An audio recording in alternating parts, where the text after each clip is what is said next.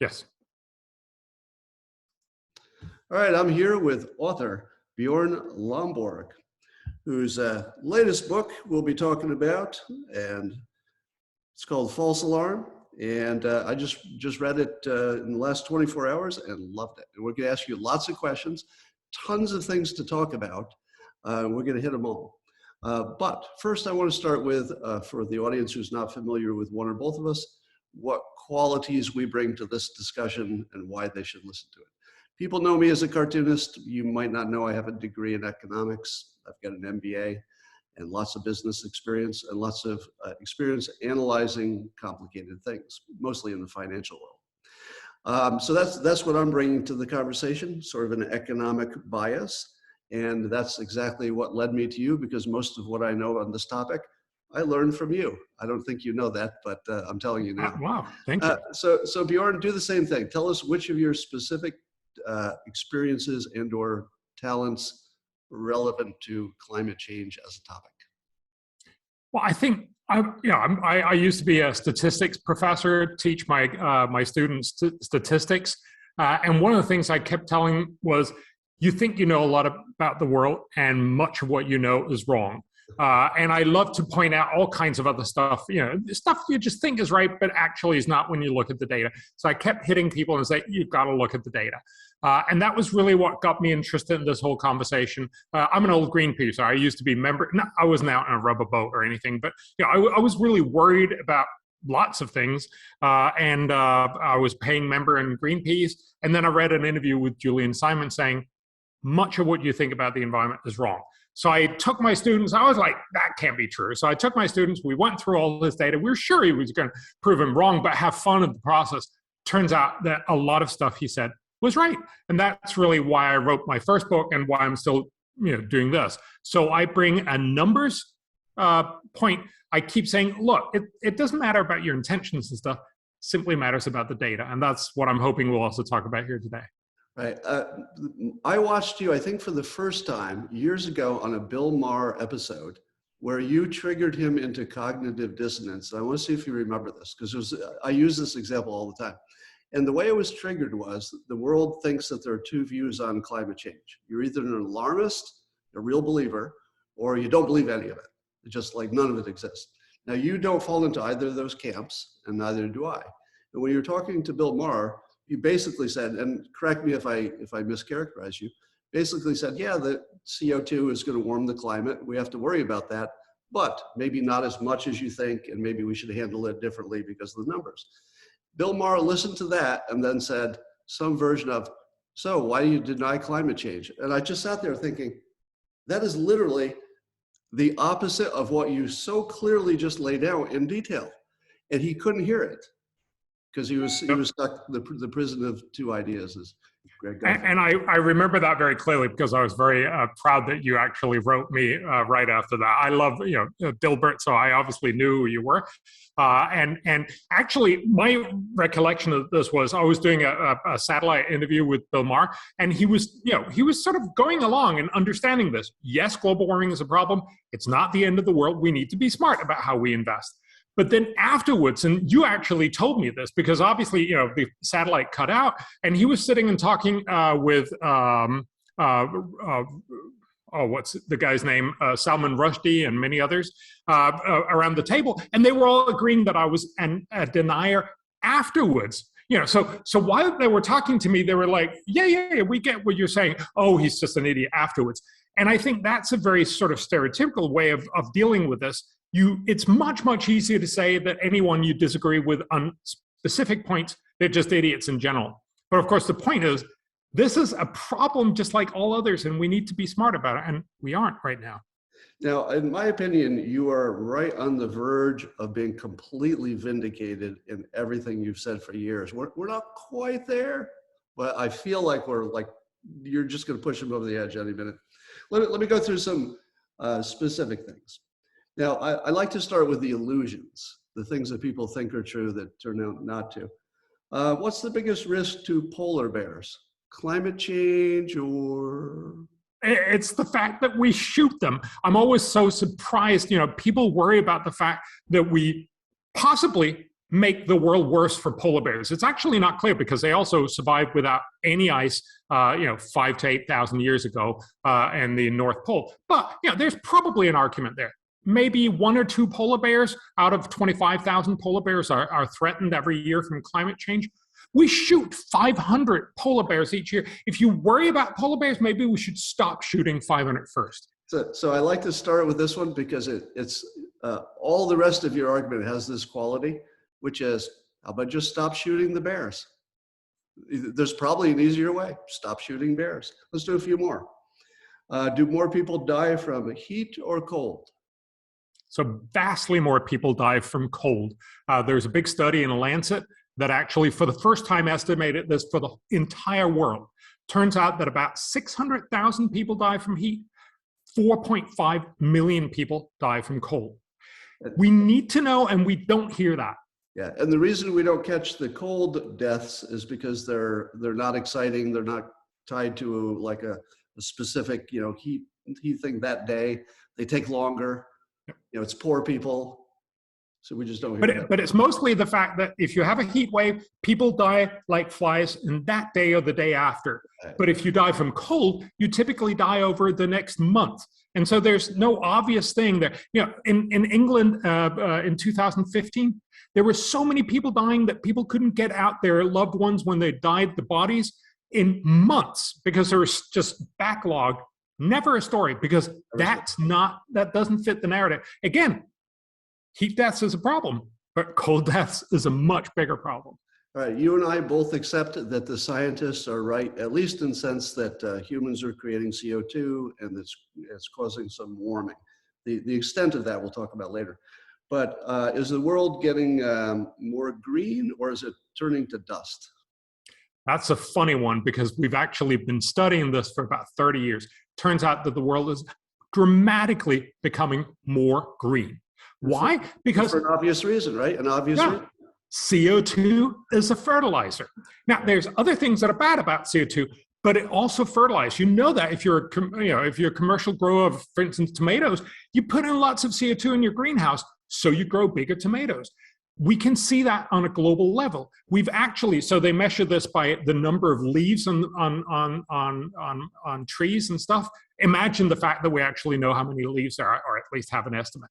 Turns out that over the last 30 years, we've gotten about 3 continents of Australia, or 3 sizes of the continental US, more leaves on the planet. It's just become much, much greener.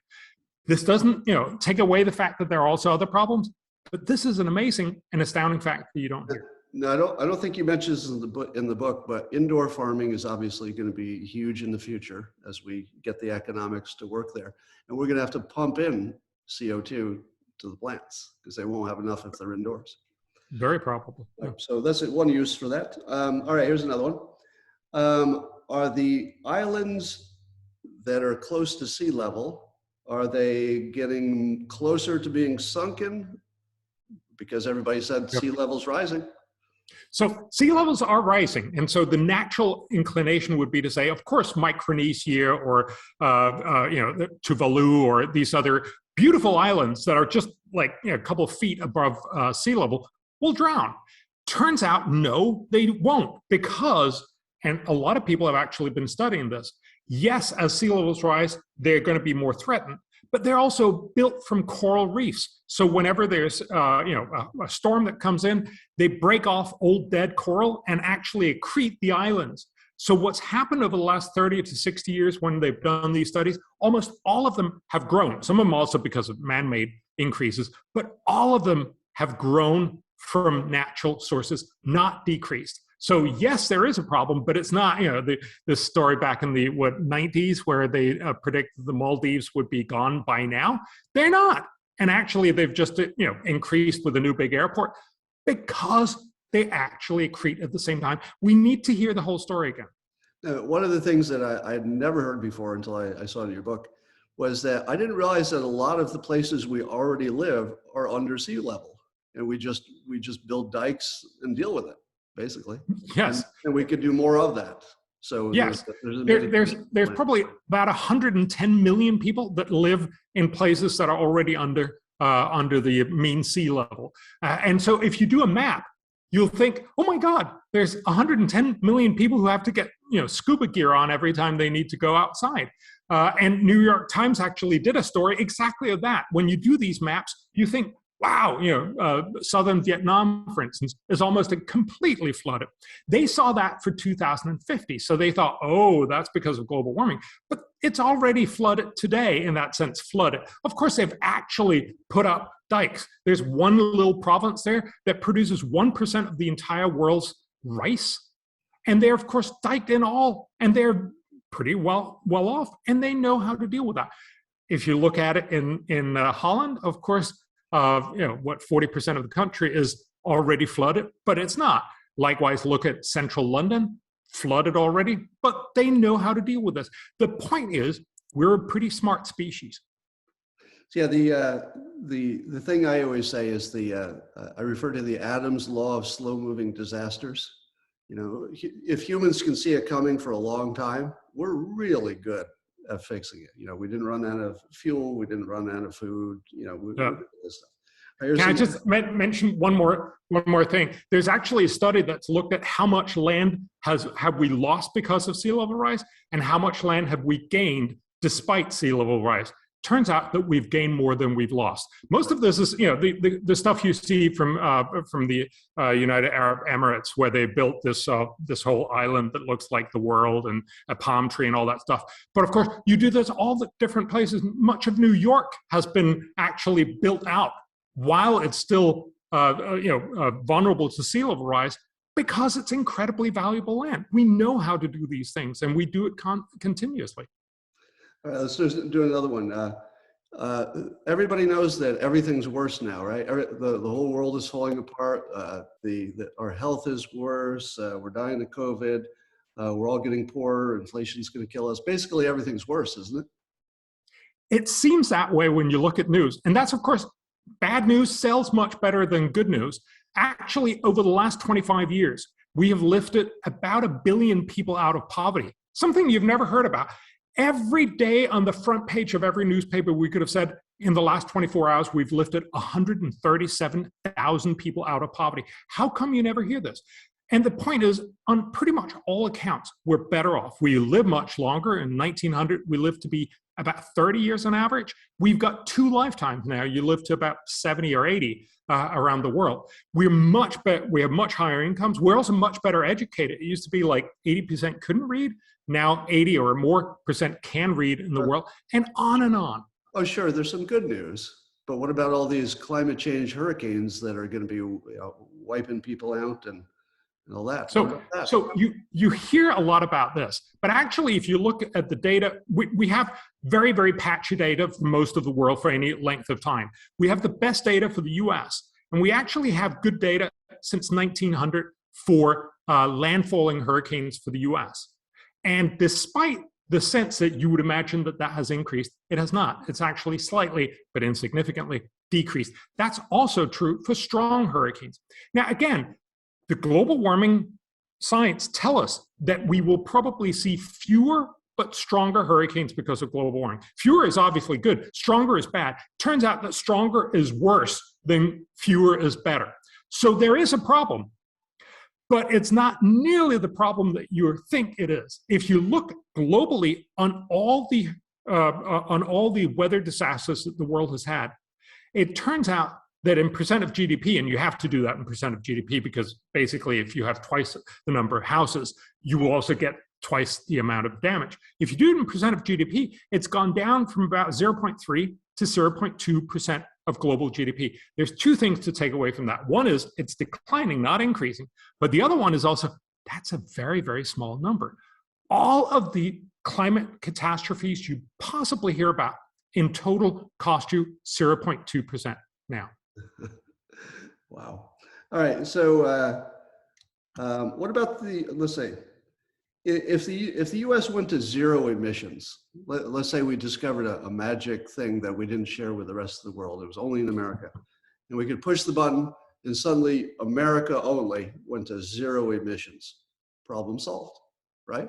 Well, it would have very, very tiny effect on climate. If you put it into the standard UN climate panel model, if you stayed at zero for the rest of the century from today, the net impact would be to reduce temperatures by the end of the century by 0.3 degrees Fahrenheit. So it would have a tiny impact, not very much. And it goes to give you a sense of proportion of what this kind of, obviously if you had that innovation, you should do it. But if it was costly, which it probably is, you should consider, is this actually worth the while? And the point that you made, that I think if you could make one point that captures everything, there's one statement that you make clearly in the book, which is that prosperity saves lives and poverty kills people. All the time, every way. Like once you understand that dynamic, then you say, how much do you want to cripple your economy to save X number of people? Because crippling the economy will probably kill more than you save by that. So I look to that as, everything seems to fit under that umbrella in some way. Now, how about wars? I mean, I'm hearing in the media that climate change is causing wars because of all the heat, I guess, I don't know, or the dislocation or the battle of resources, I guess. So the argument is people get more angry when it's warm, and there's some evidence for that. But actually, the only long-term studies we have show, so 500,000 years, show that cold is much more dangerous for wars. Now, this is mostly from Europe and China, and remember, both of these are temperate zones, so we're not sure whether we can sort of extrapolate this to the entire world. But fundamentally, it makes sense. If it's warm, you have lots of food. Your stuff grows well. If it's cold, you're hungry and annoyed, and so you go, raiding on your partners. Again, we don't know this for sure, but we certainly hear the wrong message when we're being told that increasing temperatures is what will lead to more war. No, for now, at least, the certainty is that cold leads to war. I kind of suspect that whatever caused wars in the old days doesn't have to be the same thing that's, I mean, today it's probably persuasion, right? And that's an important point, right? That we used to go to war because what we produced was mostly from the land. We don't do that anymore. So in the times of old, it made sense to make war because you could actually get a vast majority of your stuff. But imagine if Denmark came in and scooped up Silicon Valley. We got Google and all the other stuff, but all you guys would probably just leave, or you certainly wouldn't work for us. It would be almost worthless. I'm not saying we're going to, and I'm not saying we'd be successful, but the basic point, of course, is it's no longer a good idea to try to scoop up land because that's not really what's valuable. So that's a wonderful sort of corollary of development. Well, you're almost talking me out of my desire to conquer Greenland, but not quite. No. All right. Let's see. Suppose there was a developing country and they wanted to have enough energy to develop well, and they wanted to be green. So they say, we're just going to go nuts on solar power. Now, including developments that will happen, there'll be better storage and everything. So not your grandfather's solar, but good solar, solid, high tech. How well will they develop their country with that as their source? It's hard to answer that with certainty, but it's very clear that what really drives a society and development is that you have access to a lot of energy, that it's cheap, and that it's reliable. And the problem with go ahead. I didn't want to interrupt you, but I did anyway. I guess I interrupted you anyway. Is it not true that there's a perfect correlation between energy and GDP? Yes. So the more energy, the more energy you have, the richer you are. Or if you want to be rich, you have to have access to a lot of energy. Now, obviously, green campaigners will still say, well, but solar energy is also great. But the problem is, it's not great if you can't have it all the time. In principle, we can have these conversations. Oh, you can store it as hydrogen, or you can store it in these Tesla battery packs and stuff. But the reality is we have very, very little knowledge of how to store this in any sort of industrial size. Right now, the world has storage enough for all of its electricity for about 19 seconds. So no, we're not anywhere near to being able to deal with the fact that not only is there nights, but there's also, days with dark or, overcast and stuff like that. What we're essentially seeing in Europe right now, we've just had doldrums and the wind for a couple of months, and we're all screwed. That doesn't bode well. There's a thing coming that I just realized that's going to be interesting. One of the biggest promoters, of course, of solar and storing it would be Elon Musk, because he makes electric cars and such. But he's also in space. So you know where that's going to go, and it's not going to be solar panels. No. In order for him to colonize Mars, he's got to go nuclear. There's no option, and everybody agrees on that who knows the field. So Elon Musk, the electric car solar guy, is probably going to be one of the biggest nuclear energy guys ever. We just haven't heard of it yet. In fact, I heard that some of the engineers from his space company are building a modular a nuclear thing to power 1,000 homes, portable. Yeah. So a lot of that. And Bill Gates is investing in this as well. And I'm very sort of technology agnostic. I don't know whether fourth generation, as they call it, fourth generation nuclear is going to be the thing that just really rocks. Because remember, we also heard about the other three generations that was going to be too cheap to meter, and we'd just be inundated in cheap and available power. But there's certainly an argument to be made that there's a lot of potential innovations out there. Imagine if you could make these modular, safe nuclear power stations, and they were incredibly cheap. Everyone would just buy them and we'd be done. We wouldn't be talking about global warming anymore. But my understanding is that the problems of the past, both economic and storage of waste, are basically solved, meaning that we know how to solve them. So if you built modular devices, you would make them all the same, and then you get the economies of scale of making them. But in the past, we did one-off designs where you really didn't know how long it would take or whether it would work.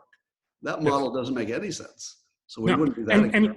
And look, there's a lot of opportunity there. I totally buy the prospect. I just want to see it actually happen.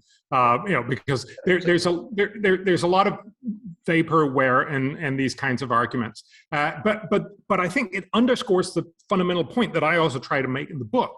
It is to say, look, you're never going to solve global warming by telling everyone, I'm sorry, could you eat a little less and have a little less meat and drive a little less and don't fly and, sit and freeze a little more in the winter and sweat a little more in the summer, and then we'll all sort of get by kind of thing.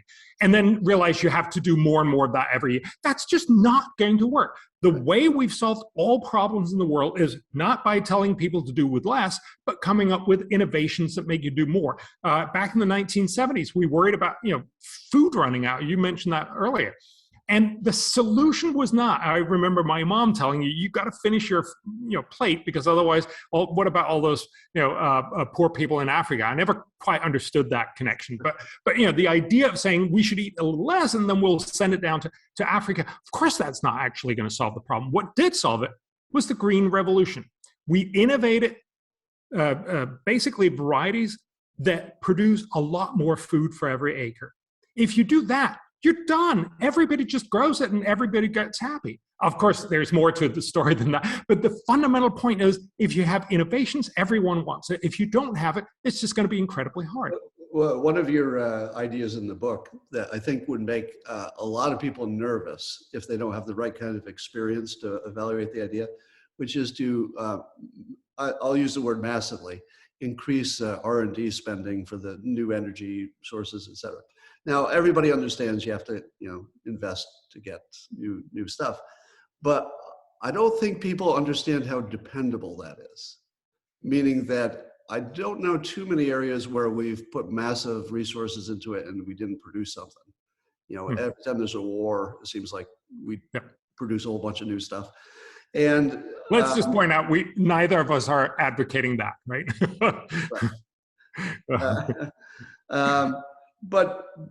But how do you convince people that the things that they can kind of touch and smell, like, oh, I'll recycle or whatever the hell they're doing in their private life, that seems real to them?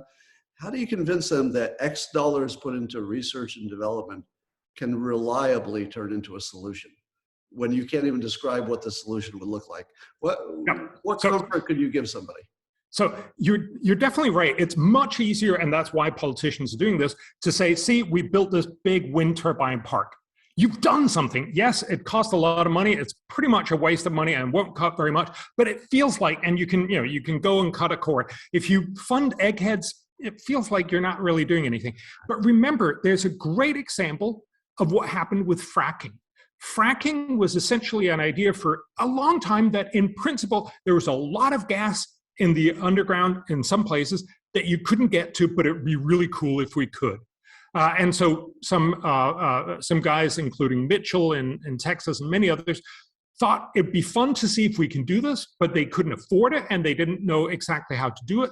The DOE went in and basically helped them, giving them funding so that they could find out how to do this. They would never have done this by themselves because they needed about, at the end it turned out to be what, $10 billion or thereabouts that was put in to finding out how to do fracking. Now, remember, this could have gone wrong. It may have been that we could never have done fracking. Some problems are unsolvable. Just turns out that way. So I'm just showing you one of the good examples, namely, the US spent $10 billion in this, 20 years, lots of different experiments, lots of things that didn't work. Eventually they, cracked it. And then, of course, we got the fracking revolution. Everybody got much cheaper gas and oil eventually. It probably delivers, about $150 billion in benefits to the US every year. And it made the US the #1 biggest cutter of CO2. Because again, you don't cut by telling people, I'm sorry, could you turn down your lights? You do so by saying, here's a cheaper fuel. Instead of burning coal, burn gas. So let me break this down for the people who don't study economics and stuff like that. So that's a $10 billion investment by the government produced. I'm going to multiply the yearly benefit and say $1 trillion. Yeah. Plus, but we didn't know that would work. Yeah. However, the way you get a guarantee is that you don't invest in one thing. Exactly. Like that's how the stock market works. If you pick one stock, you're an idiot. You might get lucky. But sorry, I just need to go on my stock. Yeah. You're not investing if you picked one stock. You have to pick, a broad group, and then one of them works and it pays for the ones that didn't. But we are doing that. The DOE is doing a lot of stuff, and they're putting money into it. So I wish I'd put up my alerts before I did this. And also, there's lots and lots of ideas out there. So as you mentioned, 4th generation nuclear, we should certainly be investing in that. There's already Gates, but we can help to push this a lot. For instance, Gates is doing this in China because the US won't regulatorily allow it in the US, and so on. But there are also lots of other ideas. Fusion is one of those exciting ideas that everybody, worries about. It will never come around. But if we could, that would sort of fix everything for the rest of eternity. Craig Venter, the guy who cracked the human genome, he has this idea of growing oil on the ocean surface. So take a genetically modified algae that basically soaks up sunlight and CO2 and produces oil. Now, you can make this work, but you can't make it work profitably. But imagine if we could, and we should fund them in trying to make this work. You'd harvest all the oil, you'd ship it in, we would basically have CO2-free oil because we just produced it out on the ocean surface. So we could keep our entire infrastructure, but we wouldn't be producing any CO2. There are lots of these ideas, and there's lots of crazy people out there who say, I have this brilliant idea. The point is, it's incredibly cheap to fund not crazy, but near crazy ideas. And we really just need one or a few of these to come through. And that's what's going to power the rest of the 21st century. The other thing you talked about was the air scrubbers that literally suck the CO2 out of the air. Now, those are too expensive by far at the moment. But do you know if the expense is in the air blowing, that just moving the air? Is that where the expense is? So my understanding is it's incredibly energy intensive, and you also need to store it, which is very, very energy intensive because you have to pump it down at very, very high pressure. Or turn it into product, because there are also companies now that are turning it into jet fuel, but that's also not quite economic. Yes. So the idea there is remember, it's always going to cost money. It's very, very unlikely that it'll turn into a great product. And in that sense, it's really just about saying, imagine right now it costs a couple $100. So that would be trillions of dollars if we were going to cut all the world's emissions. But imagine if it only cost what, $1 or $5. Sure, it would still be about a couple $100 billion that we'd have to pay every year. But given that we're already paying that for our current climate policies, yes, we'd be bickering, but probably, you could imagine the EU and the US just saying, okay, we're just going to pay for it. And yes, it would be a little expensive, but then we'd be done. There are so many ways we could potentially solve this, but the only way we're going to manage to do it is if it's sufficiently cheap that most voters are going to say, yeah, I'm willing to pay for this. The problem is right now, it is so phenomenally expensive to actually solve this that you have to scare the pants off people in order to get them to say yes to this. And I think we would have a better conversation if we don't actually scare people, but tell them this is a problem, not the end of the world, and show them great solutions. I'm going to give you a little pushback on the scaring people problem, because I've thought that this might be a productive fear, meaning we're not afraid of nothing. I mean, we're afraid of a real thing. We're more afraid than we need to be, but maybe that's the only way anything gets done. You got to break through. It's certainly a valid conversation. And I hear this from a lot of green guys. And actually, if you talk to all kinds of other people, so, if you talk to teachers, they'll tell you, oh, the schools is not working and we'll turn out a terrible new generation, so give us more money. Or, doctors will say the same thing about healthcare. It's not uncommon to do this. But I think there is a difference between sort of exaggerating a little bit for effect and where we are now with climate change, which is basically scaring, especially young people. And if you talk to people, young people, you can actually feel this palpable fear. Why would I care about the future? Because I'm not going to become an adult. The world is going to end before that. And that's not just wrong. That's false on an entirely different level. So there's a slight exaggeration, and there's this massive exaggeration that's actually terribly counterproductive, and of course also hurting everyone. Immoral. I mean, it's literally immoral. And can I just very briefly, the stuff that I actually do, this is sort of my sideways job. What do you call it? Not my main job. Yeah.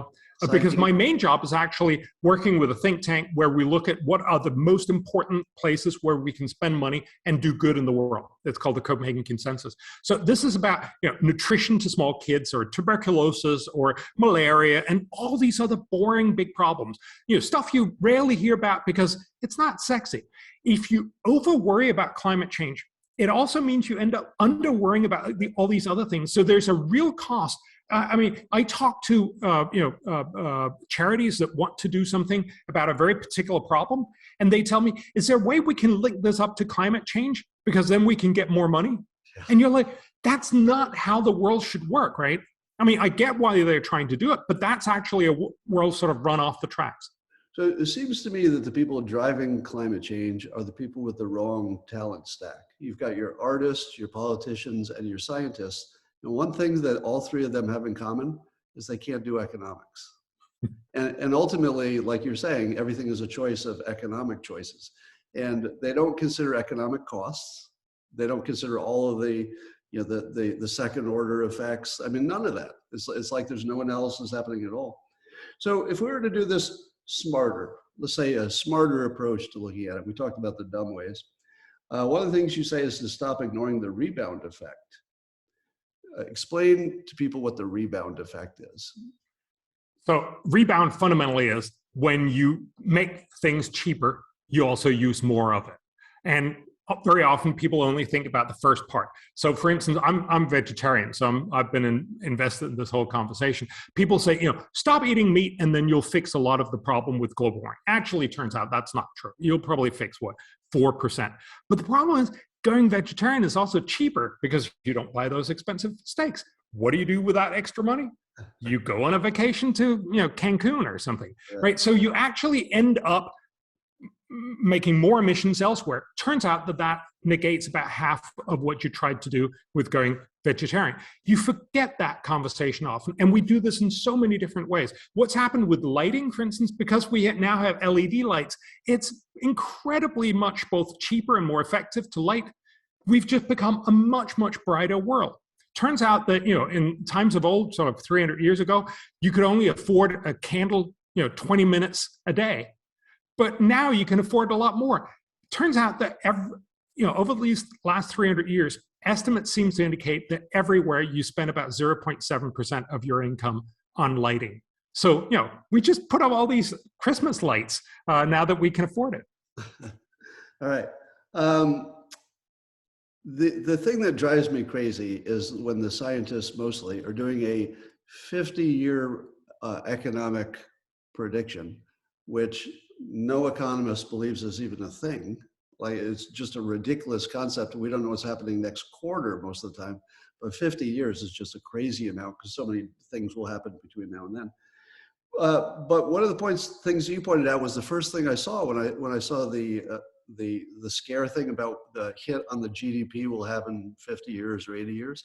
I looked at it and I thought, well, wait a minute. All they're telling us is that it won't go up as much as we hoped, but it will go up this much, but not quite as much. Literally, you wouldn't notice. You could live your whole life and you would be completely unaware that we had missed that 2%. Man, we could have gotten that, but we got 400% gain, but we could have had 402%. And damn it, why didn't we try harder? And to me, that just makes me crazy because it could not be more obvious that we're not using the right analysis to. Yeah. So one of the things, so in order to predict climate, you actually need to make all these predictions also on economy. I get that it does make sense in some way. What do we know what 2100 is going to look like? On the other hand, it's probably not unreasonable to say that we've seen, pretty steady growth for the last 200 years. It'll probably continue. We kind of know what drives that kind of thing. What would happen if you sort of predict that it'll grow slightly slower every year simply because we know that it's harder and harder to invent new stuff?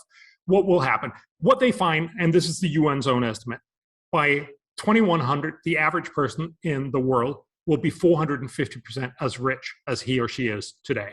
An amazing and astounding development, and something we should all be very, very pleased with. If you then look at what's the total impact of global warming, that's probably about 3.5% reduction of that. So instead of being 450% as rich, you will be 434% as rich. Yes, that's a problem. Yes, it's not the end of the world. And again, your point is exactly right. It's not that climate change is not real or that it's not a problem. It is those last percent from 434 up to 450. But it's not the end of the world. So put it very, very bluntly, global warming is not the end of the world or something that's going to destroy or derail it all development. It's something that slightly impede things getting much, much better. And that's, of course, a very different kind of understanding of the problem. All right. So generally speaking, I would say that the people who are not you, when they're analyzing climate change, are just leaving out stuff that's really big. They're not comparing the right thing.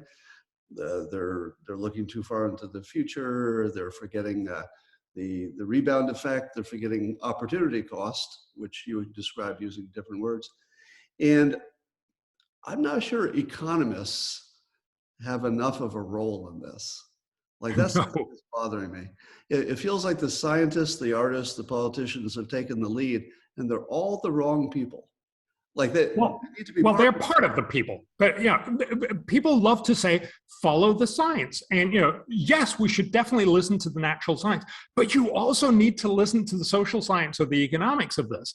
So you can't solve this problem without recognizing, look, there is a problem here that will, in absolute terms, be significant.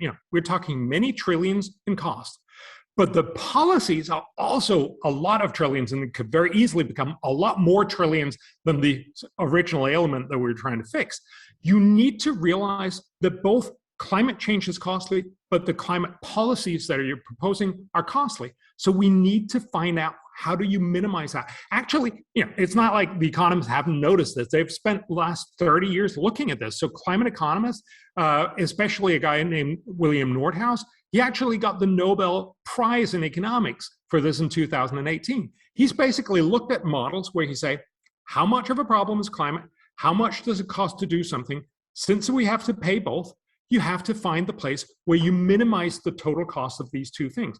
It's not rocket science. If you were to do this yourself, with your garden or something, you would know that you have to do this because you don't want to end up, wasting a lot of your income. We don't have that conversation because for politicians, it's obviously so much easier just to say, the world is ending, but vote for me and I can save you. And of course, notice how they've always said, but somebody else will have to pay out in the future. The problem is the future is now, and now people actually have to start paying, and people are starting to getting really antsy about the fact that energy prices are going up and all that stuff. And so we're really likely to end up screwing this up badly, both by picking really bad solutions, but also solutions that are not sustainable. That's why we really have to find a way to do this smarter. And so I'm really, really happy we can have this conversation and get this message out. All right, so it's thrilling to be able to talk to you after following you for so long, and really you informed my entire understanding of this topic. Do you have your book with you? You can hold up. Is it nearby? I read it. I should have, right? No, I don't. Kind of an author How bad is that? We'll hold up a virtual copy afterwards, right? I just read it on the Kindle, so. Yeah, and I already read it. This is no. All right. This is a bad moment. You want me to go and get it? It's called False Alarm, and it's available everywhere you can buy books. And thank you so much for this. I'll post this pretty soon, probably by the end of today. And thank you. Hope to talk to you again soon. Absolutely, let's do that. And let me just say, I also enjoyed very much talking to you. And of course, and you get this all the time, but I love Dilbert. So thank you for that as well. Thank you. Take care.